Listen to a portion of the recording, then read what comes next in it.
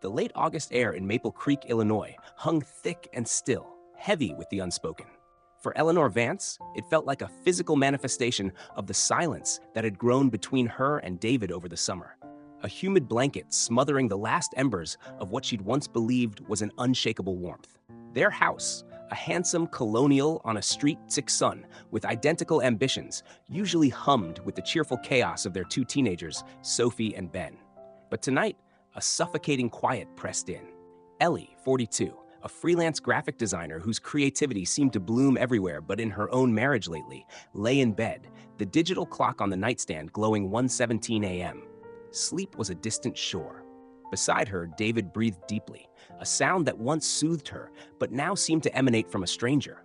He'd been distant for months. His explanations, work stress, project deadlines at his engineering firm in Chicago, feeling like flimsy, prefabricated walls. A thirst she couldn't quench propelled her from the bed. Downstairs, the house was a landscape of shadows and familiar shapes made strange by the moonlight filtering through the plantation shutters. As she passed David's study, a sliver of light beneath the door snagged her attention. Then, a murmur. David's voice, low and gravelly, not his usual measured tone. She froze, heart thudding against her ribs like a trapped bird. Her hand hovered near the doorknob, then recoiled as if burned. This was his space, his sanctuary from the family bustle. But the unusual hour, the clandestine tone, a cold dread seeped into her bones. She leaned closer, pressing her ear to the cool wood. "Can't keep lying to myself, to everyone," David was saying, his voice strained, unfamiliar. A pause. "No, you don't understand the pressure. It's suffocating me." Ellie's breath hitched. Who was he talking to? Another pause, longer this time. Then the words that shattered the carefully constructed facade of her life, words that would echo in her mind for weeks, months like a recurring visceral nightmare. "I can't do this anymore. I swear I'll leave her. I just need more time." Her. Ellie stumbled back, a hand flying to her mouth to stifle a gasp. Her. He was going to leave her. The floor seemed to tilt beneath her feet. The her could only be one person. Her. Eleanor. His wife of 18 years, mother of his children, the woman who had meticulously curated their life in Maple Creek, this picture-perfect slice of the American dream. The words were unequivocal, brutal. There was no mistaking their meaning. A cold wave washed over her, then a searing heat. Nausea churned in her stomach. She felt the blood drain from her face, leaving her skin clammy. He was talking about leaving her. The certainty of it was a physical blow. She didn't hear who he was talking to, or what prompted this vow. All she knew was that the ground beneath her had just given way, revealing a chasm she never knew existed. She backed away silently, her bare feet padding softly on the hardwood floor. A retreat from a truth too horrifying to confront directly. Back in their bedroom, she slid under the covers, her body trembling violently. David was still downstairs, sealing her fate with whispered words to an unknown confidant. Sleep was impossible. Her mind, a frantic loom, wove terrifying tapestries of betrayal. Who was the other woman? Someone at work in Chicago? A rekindled old flame? The questions were a swarm of angry bees, stinging relentless. David, the methodical, predictable David, her anchor, was a liar, and he was planning to dismantle their life. The next morning, the sun streamed into their kitchen with an almost mocking cheerfulness. David was already there, nursing a coffee, his face etched with a fatigue that Ellie, in her daze, now reinterpreted as guilt. He offered a cursory morning, his eyes avoiding hers. The casualness of it, the normalcy, was a fresh torment. How could he act as if nothing had happened, as if their world hadn't imploded in the small hours of the night? Sophie, 16 and perpetually attached to her phone, grunted a greeting. Ben, 14 and all elbows and teenage angst, was already absorbed in a video game on his tablet. The familiar rhythm of a weekday morning, yet for Ellie, everything was fractured, distorted. "You were up late," she said, her voice surprisingly steady, though her insides were a knot of icy dread. She watched him for any flicker of reaction. David looked up, a slight frown creasing his brow. "Yeah, had a lot on my mind. Work stuff." He sipped his coffee. Liar. The words screamed in her head.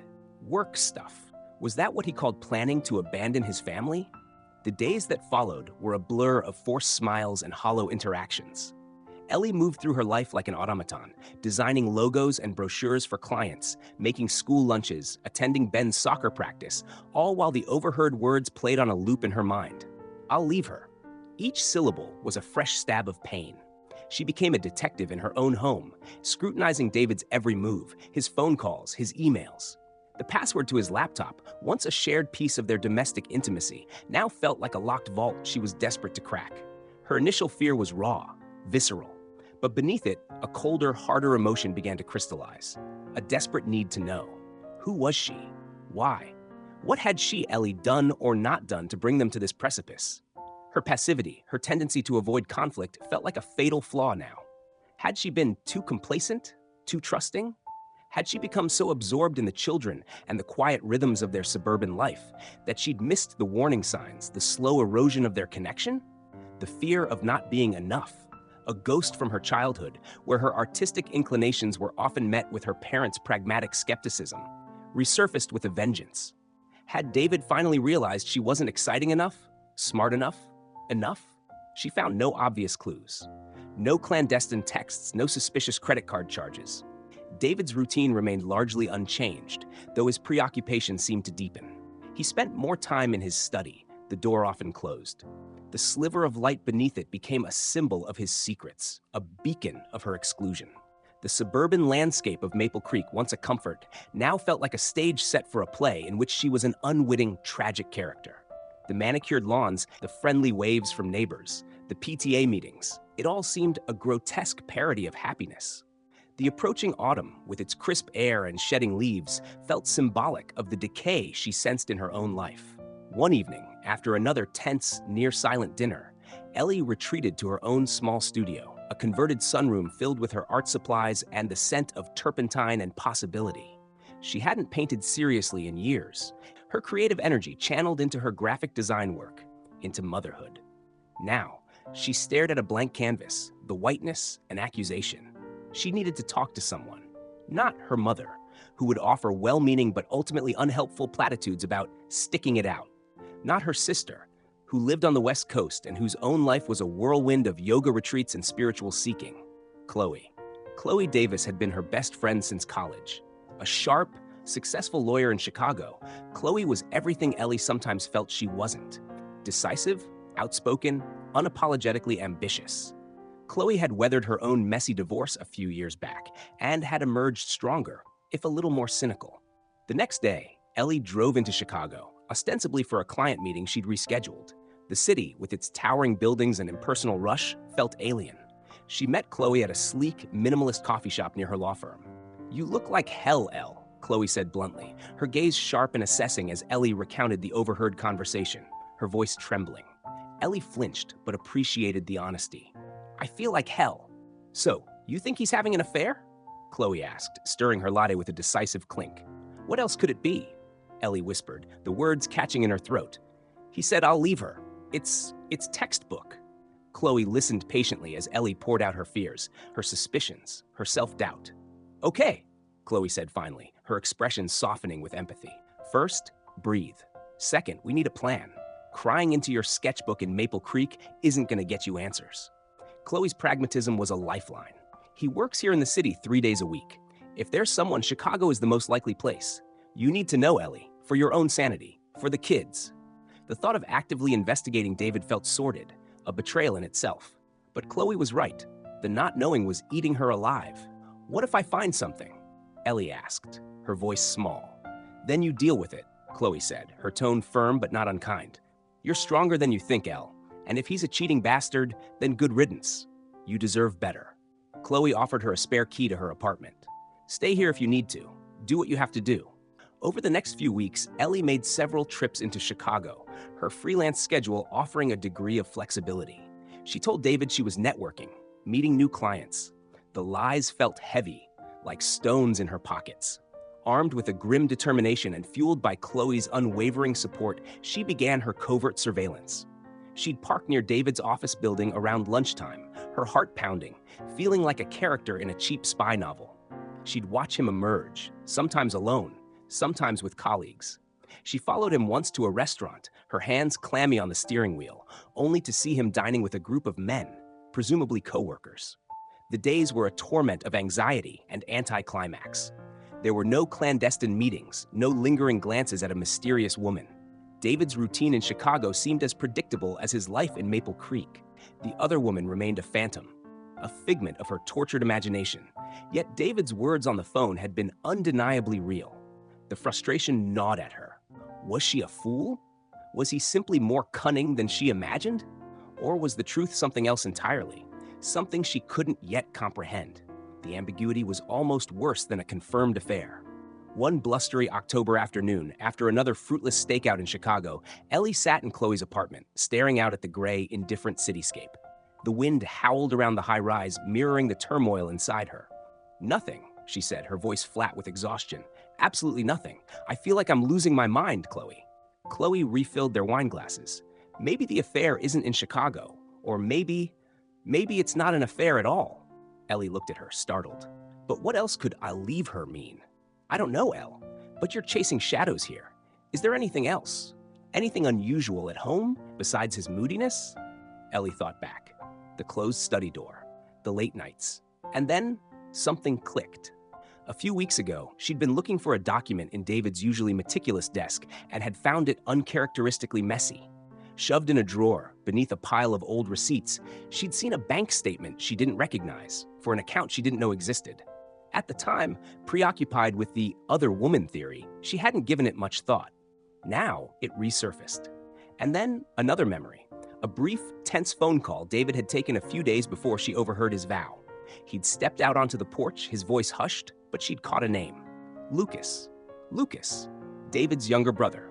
Ellie had only met him a handful of times, years ago. He was the black sheep of the Vance family.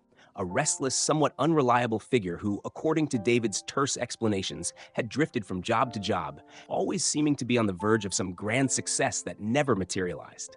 David rarely spoke of him, and when he did, it was with a mixture of frustration and a deep, unacknowledged sadness. "Lucas," Ellie said slowly, the name feeling foreign on her tongue. "He mentioned Lucas on a call a while back, and I found a weird bank statement." Chloe leaned forward. "Lucas, his brother in Tennessee, right? The one who's always in some kind of trouble." Ellie nodded. "David's mother, Marion, lives down there too, in some small town near the Smokies." A new, unsettling possibility began to take shape in Ellie's mind, far removed from the narrative of infidelity she had constructed. What if David's distress, his secret, wasn't about another woman, but about his family? About Lucas? The thought didn't bring immediate relief, only a different kind of dread. Family secrets could be just as corrosive, just as damaging. "Tennessee," Chloe said thoughtfully. "That's a long way from Maple Creek, and a very different world." The north-south trajectory of her imagined quest suddenly felt real, tangible. She'd been looking north, to the cold, impersonal city. But perhaps the real answers lay south, in the humid, entangled roots of David's past. The decision to go to Tennessee formed slowly, then solidified with a desperate urgency. She couldn't confront David directly yet. She still felt too raw, too uncertain. She needed more information, something concrete to hold onto before she could face him with the broken pieces of their life. She concocted a story for David. An old college friend was having an art exhibition near Asheville, North Carolina, not far from his mother's town in Tennessee. She'd make a long weekend of it, maybe even stop in to see Marion. David, to her surprise, barely reacted. "Okay," he'd said, his gaze distant. "Drive safe." His lack of curiosity, his easy acquiescence, felt like another small betrayal, another sign of his detachment. The drive south was a pilgrimage into the unknown. The flat landscapes of Illinois and Indiana gradually gave way to the rolling hills of Kentucky, then the misty grandeur of the Appalachian foothills as she crossed into Tennessee. The late October air, crisp and cool in Maple Creek, grew milder, tinged with the scent of damp earth and decaying leaves. Each mile marker seemed to strip away another layer of her carefully constructed composure. She listened to melancholic music, the lyrics of heartache and searching mirroring her own internal landscape. She thought about her children, Sophie and Ben, and a fresh wave of guilt washed over her. What would this schism do to them? The American dream they were building in Maple Creek, the good schools, the safe neighborhood, the two-parent household, felt fragile, illusory. Marion Vance lived in a small clapboard house on the outskirts of Oak Haven, Tennessee, a town that seemed to cling proudly to its past. Old oaks draped in Spanish moss lined the streets. The pace of life here was palpably slower, the silences deeper. Marion, a woman in her late 60s with David's serious eyes but a surprisingly warm, almost cherubic smile, greeted Ellie with an outward display of Southern hospitality that felt a little too practiced. "Eleanor, child?" What a surprise. David didn't tell me you were coming. Her hug was brief, her perfume a cloud of lavender and something vaguely medicinal. The house was filled with antiques, doilies, and framed photographs of David and Lucas as children. Two smiling boys in matching outfits, a stark contrast to the strained relationship Ellie knew existed between them now. Lucas, in the photos, had a wild, mischievous spark in his eyes that was absent in David's more serious gaze. Over lukewarm iced tea and slightly stale cookies, Ellie tried to subtly probe. "How's Lucas doing?" she asked, aiming for casual interest. Marian's smile tightened almost imperceptibly. "Oh, Lucas is? Lucas. Always got some big idea. He's around, keeping busy." Her vagueness was a wall. "David seems so worried lately," Ellie ventured. "Work, I guess." Marian patted her hand. "Menfolk, they carry the world on their shoulders, don't they? David's a good boy, always has been, takes his responsibilities seriously." Responsibilities. The word hung in the air. What responsibilities was Marian referring to? During her short stay, Ellie felt like an intruder in a carefully guarded family drama. Marian was polite, solicitous, but there was an undercurrent of something unspoken, a shared history that Ellie was not privy to. She learned that Lucas was living nearby, supposedly helping out an old family friend with a struggling business. But Marian's attempts to portray this as a positive development felt forced. One afternoon, while Marian was at her weekly church circle meeting, Ellie, consumed by a restless curiosity, found herself drawn to David's childhood bedroom. It was preserved like a museum exhibit. Sports pennants on the wall, model airplanes, a bookshelf filled with adventure novels. In the back of the closet, tucked away in an old shoebox, she found a cache of letters. Not love letters, but letters from a younger Lucas to David, written during Lucas's tumultuous late teens and early 20s. They were filled with desperate pleas for money, grandiose plans that quickly fizzled out, apologies for unnamed transgressions, and a recurring, painful sense of inadequacy compared to his older, more responsible brother. Ellie read them with a growing sense of unease. This wasn't just sibling rivalry. This was a pattern of dependency, of crisis, with David seemingly cast in the role of reluctant savior. The final letter in the box was more recent, dated only a few months ago.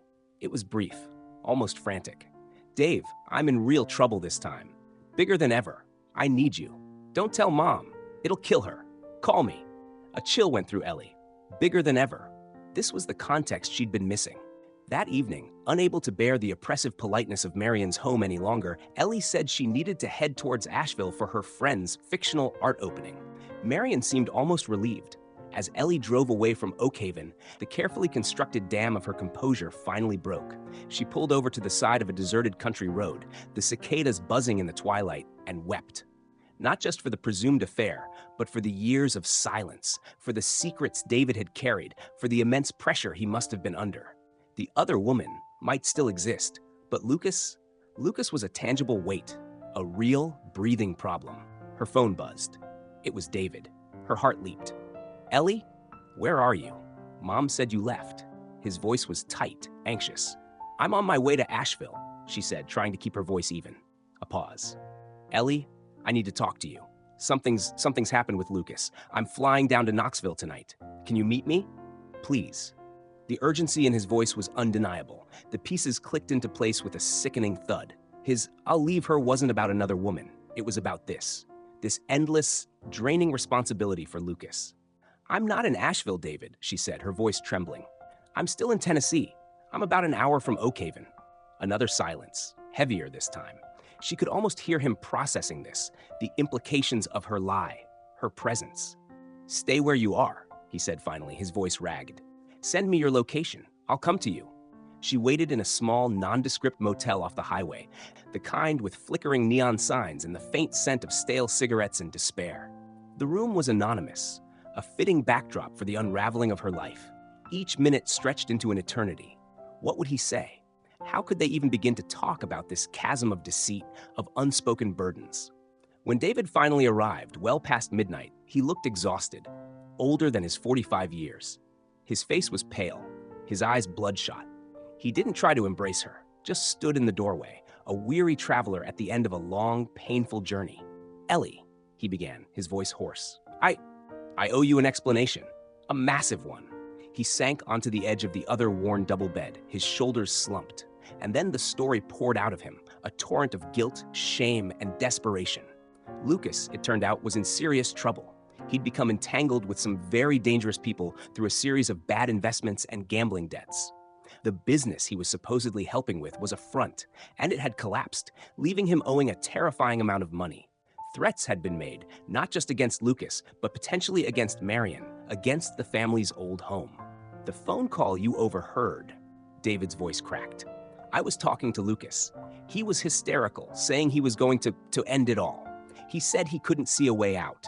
I was trying to calm him down, trying to sound strong, trying to tell him I'd do anything, sell anything, give up anything to help him, to make it stop. He looked at Ellie. His eyes filled with a pain that mirrored her own. When I said I'll leave her, I wasn't talking about you, Ellie. Not in the way you thought. I meant I'd have to leave our life, our stability, everything we've built, if it came to that. If it was the only way to save him, to protect our family from this mess. It was a moment of sheer panic. I felt like I was drowning, like I was going to lose everything anyway because of him. Ellie listened, a storm of emotions raging inside her. Relief, so profound it was dizzying, that there was no other woman. Anger, sharp and biting, at his secrecy, at his assumption that she couldn't handle the truth. And a deep, aching sorrow for him, for the terrible weight he'd been carrying alone. Why, David? She whispered, her voice raw. Why didn't you tell me? Why did you let me believe? The worst. He buried his face in his hands. Shame, he mumbled. I was so ashamed. Ashamed of Lucas, of my family, of my inability to fix it, to make him better. I didn't want to burden you with it. Our life in Maple Creek, it felt like the one thing that was good, that was stable. I didn't want to bring this ugliness into it. I thought I could handle it myself, like I always have. Like you always have? Ellie echoed, a new understanding dawning. This has been going on for years, hasn't it? Lucas's problems, you're bailing him out? David nodded, unable to meet her gaze. Since we were kids, I was always the responsible one. He just couldn't seem to find his footing. And Mom, she always made excuses for him, relied on me to pick up the pieces. The carefully constructed image of David, the steady, unflappable engineer, crumbled, revealing a man burdened by familial obligations, by a sense of duty that had become a crushing weight. The American dream they had built in Maple Creek was, for him, perhaps an escape, a sanctuary he was desperately trying to protect, even if it meant isolating himself within it. So you thought I was too weak to handle it? Ellie asked, the old fear of not being enough flaring up, now tinged with indignation. You thought I'd judge you? Or fall apart? No, Ellie, not weak, he said, finally looking at her, his eyes pleading. Strong. You're the strongest person I know. I think I was afraid of disappointing you. Afraid you'd see me as a failure, tied to this mess. I was afraid it would taint us, taint everything we have. The silence in the cheap motel room was thick with unspoken resentments, with years of miscommunication. Ellie felt exhausted, hollowed out. The journey south had led her to a truth far more complex and painful than a simple affair. It was a truth woven into the very fabric of David's being, a story of loyalty, guilt, and the suffocating weight of family secrets. What now, David? She asked, the question hanging heavy between them. What happens with Lucas? What happens with us? He ran a hand through his already disheveled hair. Lucas he's agreed to go into a rehab facility for gambling addiction and other things. I've managed to negotiate with the people he owes, buy some time. It's going to cost a lot, more than I have readily available. He paused. I was going to ask Mom to mortgage her house. That was part of the leaving her desperation, the thought of her losing everything. Ellie stared at him, aghast. Marion's home, her security. And us? David looked at her, his vulnerability stark. I don't know, Ellie. I've broken your trust. I've hidden so much. Can we ever get past this? The journey back to Maple Creek was fraught with a new kind of tension. The immediate crisis with Lucas was being managed for now. But the crisis in their marriage was just beginning to unfold. The relief of discovering there was no other woman was quickly overshadowed by the mountain of deceit and unspoken truths that lay between them. Their home, once a symbol of their shared life, now felt like a courtroom where their relationship was on trial. Sophie and Ben, sensing the shift in the emotional atmosphere, were quiet, watchful. The comfortable routines of suburban life felt like a thin veneer over a fractured foundation. Ellie found herself oscillating between anger and a profound sadness. She was furious at David for his unilateral decisions, for shutting her out, for allowing her to suffer under the torment of a false assumption. But she also saw the immense strain he'd been under, the years of carrying a burden that wasn't solely his. Chloe, when Ellie finally called her with the full story, was uncharacteristically quiet for a moment. "Wow," she said finally. "So, no femme fatale, just a family train wreck. In some ways, that's harder. An affair is a betrayal you can walk away from. This is woven into who he is." "Tell me about it," Ellie said wryly, though there was no humor in her voice. They agreed, hesitantly at first, then with a growing sense of necessity to seek professional help. Chloe recommended a therapist, Dr. Evelyn Hayes, known for her work with couples navigating complex relational dynamics. Their first session with Dr. Hayes was excruciating. The room felt small, the air thick with unspoken accusations and years of accumulated hurt. David, usually so articulate, struggled to find words, his shame palpable.